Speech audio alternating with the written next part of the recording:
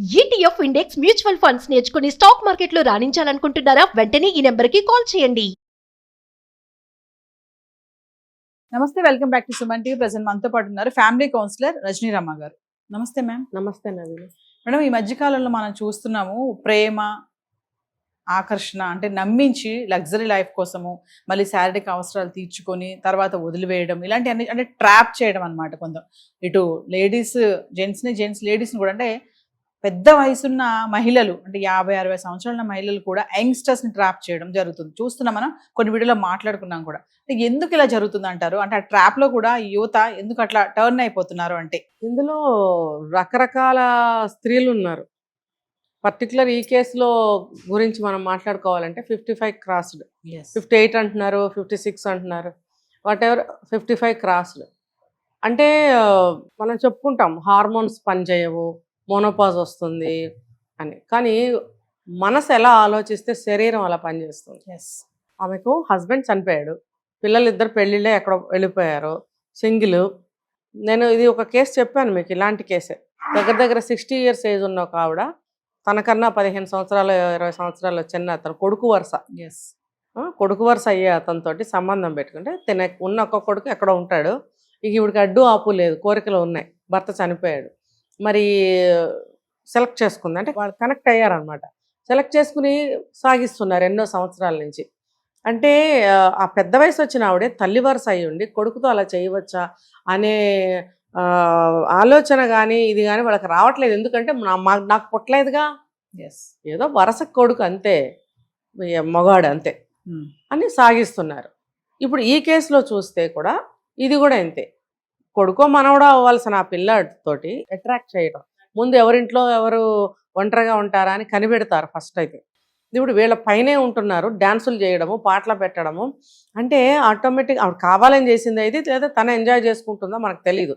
ఈ పిల్లవాడికైతే ఒంట్లో బాగా ఒకరోజు స్కూల్కి వెళ్ళకుండా ఇంట్లో ఉన్నప్పుడు ఆ సౌండ్స్ విని ఏంటి తలనొప్పిగా ఉంది చెప్దామని చెప్పి వెళ్తే అక్కడ ఆ మనిషి డ్యాన్సులు చేయడం. మళ్ళీ అది విన్నాం మనం, న్యూడ్గా బట్టలు మార్చుకోవడము. పిల్లాడి మీద ఎందుకు చేయాల్సి వచ్చింది అంటే మనకి కరెక్ట్ కనెక్షన్ అనేది దొరకలేదు. అక్కడ ట్రాప్ చేయడం అంటారు, ట్రాప్ చేయటానికి ఈ వేషాలు అనమాట.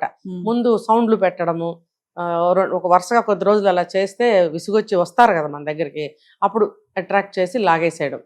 అంటే ఇది మనము అరిచి గగ్గోలు పెట్టి గందరగోళం గుండె నొప్పి తెచ్చుకుని అరవాల్సిన అవసరం లేదు. ఇది మెత్తని చెప్పులతో కొడితే సరిపోతుంది. అంటే ఇలాంటి జాతి లంకిణి శంకిని ఉంటారు, నీచులు నికృష్టులు. భర్తతో కాపురం చేసి పిల్లల్ని కని సంసారాలు చేసి ఒక వయసుకు వచ్చిన స్త్రీలు, దట్టు భర్త లేని వితంతువు. అంటే అందుకనే చూడండి, నేను ఈ సందర్భంలో మాత్రమే ఒక మాట చెప్తాను, ఎవరు తప్పు పట్టకండి ప్రేక్షకులు.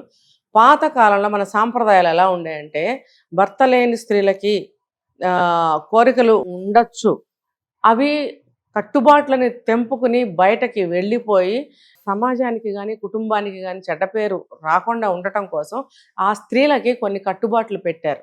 ఇంకా పాతకాలానికి వెళ్తే గుండు కొట్టించేవారు, తెల్ల చీరలు కప్పేవారు, ఇంట్లో కూర్చోబెట్టేవారు. వంటగదిలో తప్పితే వాళ్ళు ఎక్కడ ఉండేవారు కాదు, అక్కడే ఒక గుడ్డపరుచుకుని నిద్రపోయేవారు. వాళ్ళ మనసు కూడా దానికి ట్యూన్ అయి ఉండేది.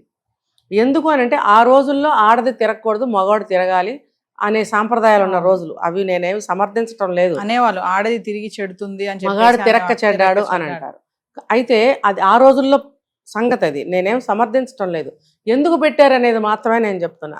ఇప్పుడు ఈ రోజుకి కూడా భర్త చనిపోయిన స్త్రీలకి కొన్ని కట్టుబాట్లు ఉన్నాయి, అవి కంటిన్యూ అవుతున్నాయి. కానీ డైల్యూట్ అయిపోయి ఇప్పుడు ఉన్న పరిస్థితిలో ఉన్నది. ఉన్నప్పుడు వాళ్ళు మనసు అనేది కంట్రోల్లో పెట్టుకోవాలి. ఇలాంటి పనులు చేస్తే ఎన్ని కుటుంబాలు పాడవుతాయి, సమాజానికి ఎంత చెడ్డ పేరు, మన సాంప్రదాయ ఆచారాల సంస్కృతులకి ఎంత చెడ్డ పేరు, మన దేశానికి ఎంత మచ్చ. ఇలాంటి స్త్రీలు ఉండటం వల్ల చాలా డ్యామేజ్ జరుగుతుంది. ఆ పసిపిల్లాడు 14-15 ఏళ్ళ పిల్లాడితోటి ఆ రకంగా చేయటం అంటే అసలు వాంతి వస్తుంది నాకైతే. అది ఆడదేనా, లేకపోతే ఏదైనా జాతికి చెందిందా, గొడ్డ దొన్నపోత ఏంటది? నువ్వు అనుభవించావుగా, సంసార జీవితాన్ని అనుభవించావు, దగ్గర 60 సంవత్సరాలకు వస్తున్నావు. బుద్ధి లేని గాడిద అదేమన్నా, దొన్నపోతలాగా తిని దొన్నపోత చేష్టలు చేయటం ఏంటది? ఏదో భర్త సంపాదించాడు, నీకు ఆస్తిపాస్తులు ఉన్నాయి, తిని చావు, బతుకు. నువ్వు సినిమాలకు వెళ్ళు, డ్యాన్స్ చేసుకుంటున్నావుగా, చేసుకుని చావు. నువ్వు ఏదైనా ఫ్రెండ్షిప్ ఉంటే నలుగురితో ఫ్రెండ్షిప్ చేసుకో, సినిమాలకు పోతావా పో, నీకు లేదు అవన్నీ నాకు లేవు, నీకన్నా భక్తి గిక్తి అని అంటే పారాయణాలు చేసుకో, పూజలు చేసుకో, లేకపోతే చుట్టాలతో బంధువులతో తిరుగు, అలా నీకేమి స్వేచ్ఛకి అడ్డం లేదు కదా. ఇదెందుకు నీకు? ఓకే, ఇది నీకు కావాలంటే నీకు తగ్గట్టు చూసుకో. పసిపిల్లల్ని ఎందుకు నువ్వు నాశనం చేస్తున్నావు నువ్వు? అంటే ఇక్కడ కూడా మనకు అదే అప్లై అవుతుంది. పిల్లల్ని వదిలిపెట్టి తల్లిదండ్రులు కాసేపు ఎక్కడికి వెళ్ళొద్దా? చివరికి నేను చెప్పింది అది, బాత్రూమ్కి వెళ్ళే స్వేచ్ఛ కూడా ఉంచరా మెల్లమెల్లగా. తర్వాత ఆ పిల్లాన్ని కూడా చాలా జాగ్రత్తగా పెంచారంటే ఎలాంటి ఏమన్నా ఎఫెక్ట్ పడకుండా ఉండాలని. కానీ చూడండి, ఇక్కడ నేను విడదీసి చెప్తాను 2 విషయాలు. అతి జాగ్రత్తగా పెంచితే ఇలా తయారవుతారని కొంతమంది అనుకుంటారు. అతి జాగ్రత్తగా పెంచారు అనంటే, లేదా పెంచలేదు అనంటే ఈ సెక్స్కి బానిస అవుతారని భయపడరుగా ఎవరు? చెడు స్నేహాలు చేస్తారేమో, లేకపోతే సరిగ్గా చదవరేమో అనే భయంతో అతి జాగ్రత్తగా పెంచుతారు ఆ ఏజ్ స్టేజ్ వరకు. మరి ఈ రకంగా ఈ దారిలో వెళ్లకుండా ఉండాలి అని చెప్పి జాగ్రత్తగా పెంచలేదుగా. కాబట్టి ఈ సందర్భంగా ఈ మాట ఇక్కడ కనెక్ట్ అవ్వదు, మ్యాచ్ అవ్వదు.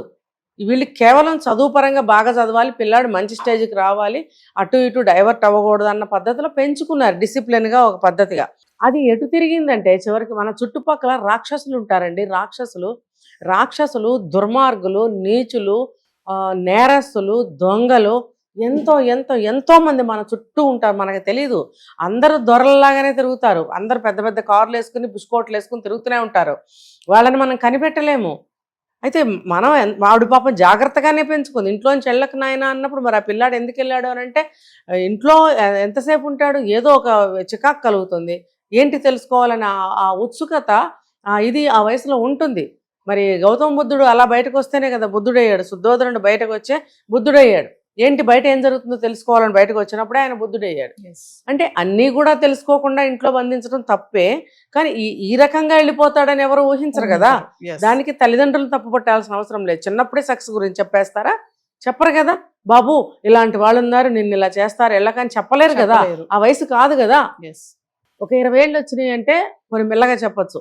చుట్టుపక్కల ఎక్కడైనా సమాజంలో ఇట్లాంటి ఆడవాళ్ళు ఉంటారు బాబు, జాగ్రత్త. ఆడవాళ్లే కదా, మగవాళ్ళు కూడా ఉంటారు, జాగ్రత్త బాబు అని అప్పుడు చెప్పాల్సిన విషయాలు. పసి వయసులో చెప్పరుగా. మరి ఒక 15 ఏళ్ళు వచ్చేటప్పటికి చెప్పాలి. మరి వాళ్ళు ఎంతవరకు చెప్పారో మనకు తెలియదు, ఇంకా చెప్పే సమయం రాలేదేమో. ఏమైనా సరే ఆ పెంపకం విషయంలో కొంతలో కొంత మంచి చెడు 2 చెప్పాలి. మరీ అంత పూచిలాగా కూడా పెంచకూడదు. ఇలాంటి సంఘటనలు జరుగుతున్న నేపథ్యంలో మేడం, ఇప్పుడు పిల్లలకి తల్లిదండ్రులు ప్రతిదీ చెప్పాల్సిన అవసరం ఉందేమో ఖచ్చితంగా అనిపిస్తుంది. మంచి చెడు ఇలా ఇంకా ఇప్పుడు అన్నట్టుగా ఇలాంటి వాళ్ళు కూడా ఉంటారు, జాగ్రత్తగా ఉండండి అని చెప్పాలేమో. చెప్పాలి కానండి, ఇందులో ఇంకొక మైనస్ కూడా ఉండొచ్చు. ఏంటో చెప్పరా? అవునా ఇలాగా భయపడతారు ముందు. కొంతమంది భయపడే పిల్లల మనస్తత్వం జాగ్రత్తగా ఉంటారు. కొంతమంది అదేంటో తెలుసుకుందాం అని బయటకు వెళ్ళే వాళ్ళు కూడా ఉంటారు. అప్పుడేం చేస్తారు? అందుకని ఏదైనా సరే గ్రాడ్యువల్గా మెల్లగా ఒకదాని తర్వాత ఒకటి చిన్నతనం నుంచి స్టెప్ వైజ్గా అన్నీ చెప్పుకుంటూ జాగ్రత్తగా ఉండాలి, నేర్పుకుంటూ రావాలి. ఒక్కసారిగా భయపెట్టేసినట్టుగా మనం అంటే భయపడేవాళ్ళు ఉంటారు, అదేంటో తెలుసుకుందామని వెళ్ళేవాళ్ళు కూడా ఉంటారు. అప్పుడు మనం ఏం చేయగలుగుతాం? ఇప్పుడు పిల్లాడు ఎంత మూసిపెట్టినా సరే అదేంటో తెలుసుకుందామనే వెళ్ళాడు.